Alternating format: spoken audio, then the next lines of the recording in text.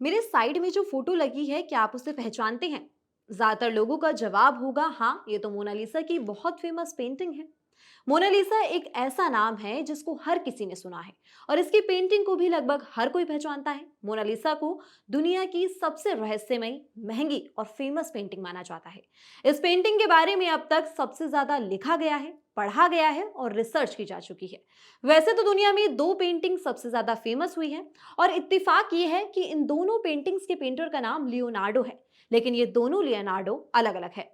इनमें एक पेंटिंग वो थी जो फिल्म टाइटैनिक में लियोनार्डो द कैप्रिको ने बनाई थी और दूसरी जिसका नाम है मोनालिसा, इसे बनाया था लियोनार्डो द विंची ने। तो टाइटैनिक वाली पेंटिंग क्यों फेमस है, वो तो जाहिर है कि फिल्म फेमस तो पेंटिंग भी फेमस। लेकिन सवाल ये है कि दूसरे लियोनार्डो की पेंटिंग मोनालिसा पूरी दुनिया में इतनी फेमस कैसे हो गई कि पेंटिंग में रत्ती भर रुचि न रखने वाला आदमी भी इसका नाम जानता है और पेंटिंग को देखते ही उसको पहचान सकता है। तो शायद सुना हो आपने कि मोनालिसा की प्रसिद्धि की वजह उसकी मिस्टीरियस स्माइल है।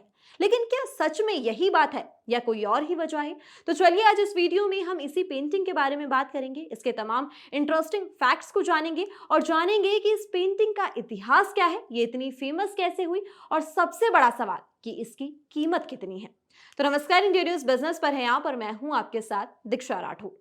तो मोनालिसा का मतलब माई लेडी होता है। ये ना केवल एक पेंटिंग है बल्कि अपने आप में एक रहस्य भी है।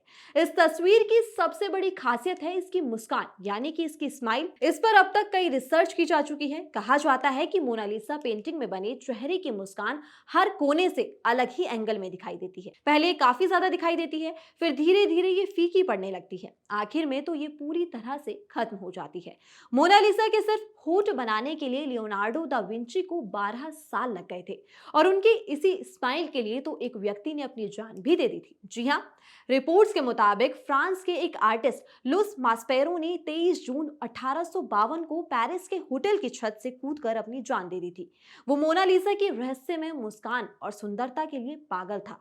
उसने अपने सुसाइड नोट में लिखा था कि वो मोनालिसा के प्यार में पागल है। इतना ही नहीं, म्यूजियम में इस पेंटिंग को कई लव लेटर, फ्लावर भी मिलते हैं। मोनालिसा के प्यार में पागल लोग इसके आगे अपने लव लेटर छोड़कर जाते हैं। वहीं अब सबसे बड़ा सवाल लोगों के मन में ये है कि आखिर ये मोनालिसा है कौन जिनकी ये पेंटिंग है। तो रिपोर्ट्स के मुताबिक आपको बता दें कि जिस महिला की ये पेंटिंग है उसका नाम लीसा डेल जियोकॉन्डो था, जो एक इतावली जमींदार की पत्नी थी। जमींदार ने ही लियोनार्डो को पेंटिंग का ये काम दिया था, लेकिन लियोनार्डो ने इसे जमींदार को नहीं सौंपा, बल्कि किसी वजह से 4 साल तक ये पेंटिंग अधूरी रही। आगे जाकर फ्रांस के सम्राट ने लियोनार्डो दा विंची को फ्रांस आने के लिए बुलावा भेजा। फ्रांस में पेंटिंग का काम फिर से शुरू हुआ, लेकिन 1517 में दा विंची के दाएं हाथ को लकवा मार गया, जिसकी वजह से मोनालिसा की ये पेंटिंग कभी पूरी नहीं बन पाई। जी हाँ, दुनिया की सबसे फेमस पेंटिंग अधूरी थी, लेकिन इसका जलवा ऐसा था कि एक वक्त में फ्रेंच सम्राट नेपोलियन इसे अपने बेडरूम में लगाए रखता था। इस पेंटिंग को बनाने में लियोनार्डो दा विंची को 14 साल लग गए थे। उन्होंने 1503 में इसे बनाना शुरू किया और 1517 में इसे पूरा किया। इस पेंटिंग को बनाने के लिए 30 से भी ज्यादा लेयर्स का इस्तेमाल किया गया था। इसमें से कुछ लेयर्स इंसानी बाल से भी बारीक थी। पेंटिंग देखने में बड़ी लगती है, लेकिन ये काफी छोटी है। ये 30 बाई 21 इंच की है और इसका वजन 8 किलोग्राम है। इसे पेपर और कैनवस पर नहीं बल्कि पॉपुलर की लकड़ी पर ऑयल पेंट के साथ बनाया गया था। ये पेंटिंग शुरू से इतनी ज्यादा फेमस नहीं थी।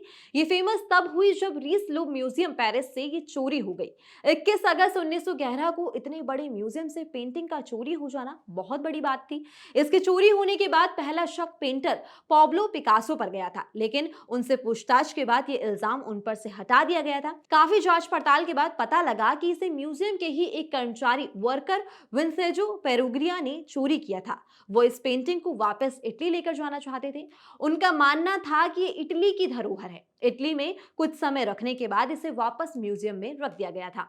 वहीं विंसेंजो को इसके लिए 6 महीने की सजा दी गई थी, लेकिन इटली के लोग उन्हें इसके लिए देशभक्त मानते थे। इस पेंटिंग को कई बार कई लोगों ने नुकसान पहुंचाने की भी कोशिश की है। जब दूसरा विश्व युद्ध चल रहा था तब मोनालिसा की पेंटिंग को 6 बार अपनी जगह से बदला गया है ताकि ये जर्मन लोगों के हाथ न लग जाए। एक बार 1956 में एक टूरिस्ट ने इस पर पत्थर फेंका था, जिससे इसकी बाएं बाजू पर निशान पड़ गया, जिसके बाद इसे ठीक ठीक कर दिया गया था। इतना ही नहीं, एक व्यक्ति ने इस पर एसिड फेंक दिया था। उसके बाद इसे बुलेट प्रूफ फ्रेम में रखा गया। वहीं एक महिला ने इस पर लाल स्प्रे भी छिड़क दिया था। साथ ही आपको बता दें कि साल 2019 में ब्रिटिश टूरिस्ट से एक सर्वे के दौरान पूछा गया कि किस टूरिस्ट अट्रैक्शन ने उन्हें सबसे ज्यादा निराश किया, तो 80% लोगों ने इस सवाल के जवाब में मोनालिसा का नाम लिया। निराश होने की वजह भी थी। वजह ये थी कि 2.5 फीट लंबी इस पेंटिंग को देखने के लिए 12 फीट की दूरी पर खड़ा होना पड़ता था। इसके लिए हजारों लोगों की लाइन लगती थी और मौका मिलता था बस कुछ मिनट भर निहारने का। मोनालिसा को एक बुलेट प्रूफ ग्लास में रखा जाता है और इंतजाम ऐसा किया गया है कि अगर भूकंप भी आ जाए तो इसे कोई नुकसान नहीं होगा। अब आखिर में बात करें कि ये पेंटिंग कितने की है, तो आपको बता दें कि मोनालिसा की पेंटिंग की कीमत आज लगभग 6700 करोड़ से भी ज्यादा है। फिलहाल ये पेंटिंग 500 साल पुरानी हो चुकी है। इससे जुड़े कई रहस्य हैं जो अनसुलझे हैं और यही रहस्य इसकी खासियत भी है। और फिलहाल ये मोनालिसा की पेंटिंग पेरिस में मूसी डू लोवर म्यूजियम में रखी गई है। तो ये थी बेहद फेमस और मिस्टीरियस पेंटिंग मोनालिसा से जुड़ी तमाम जानकारी। उम्मीद है आपको पसंद आई होगी। तो अभी के लिए केवल इतना ही। ऐसी तमाम जानकारी और खबरों के लिए बने रहिए इंडिया न्यूज बिजनेस पर।